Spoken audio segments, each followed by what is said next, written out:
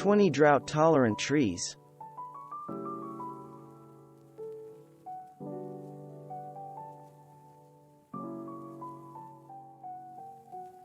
If you like the fall color displays that maple trees put on but don't have the room for a large tree, consider the Amur Maple. This small species has both leaves and samaras that are brightly colored.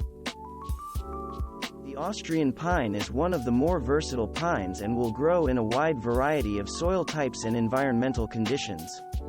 It needs little maintenance besides watching out for any pests or diseases like bark beetles. The pecan tree is actually one type of hickory nut. They are a member of the Juglandaceae walnut family and are related to walnut trees. In addition to providing edible fruits and lumber, it can serve as an attractive shade tree that forms into a vase shape. One highlight of the Persian ironwood is its bark, which is a patchwork of shades of yellow, green, reddish-brown and pink. If you want a weeping form, look for the Pendula cultivar. One of the most common trees with purple leaves is the purple leaf plum. Though they are striking with their purple foliage and fruit, they can fall prey to some of the diseases and pests that seek out members of the Prunus genus.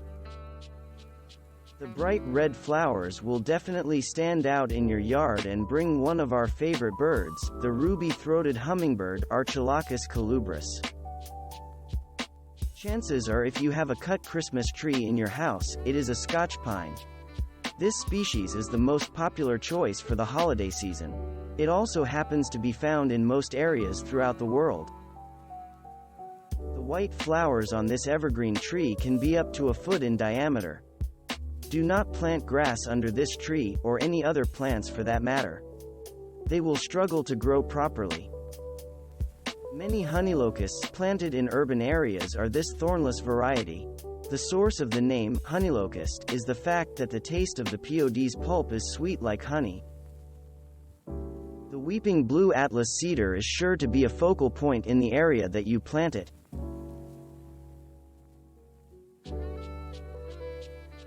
The weeping bottlebrush is a member of the Myrtaceae myrtle family, and it gets its common name from the red stamens that look like the brushes used to clean bottles. You will need to prune it into a tree shape, how it is often found, unless you want it to become a rounded shrub. This large shrub or tree is in the Ilex genus, which is part of the Aquifoliaceae holly family. They can be used to create topiaries and hedges, as well as serving as a windbreak. There are not very many species of deciduous conifers. These curious specimens straddle two worlds by bearing cones and losing their leaves. The Dawn redwood fits this bill, with leaves that put on an autumn show before falling off. This is one of the earliest blooming trees, and the profusion of pink blooms will be striking against a snow-covered landscape. It is also one of the money trees that attract hummingbirds. Who doesn't love watching ginkgo leaves flutter in the wind? The Ginkgo biloba tree is dioecious, and only the male trees are usually planted because the females produce stinky fruits that mess up sidewalks.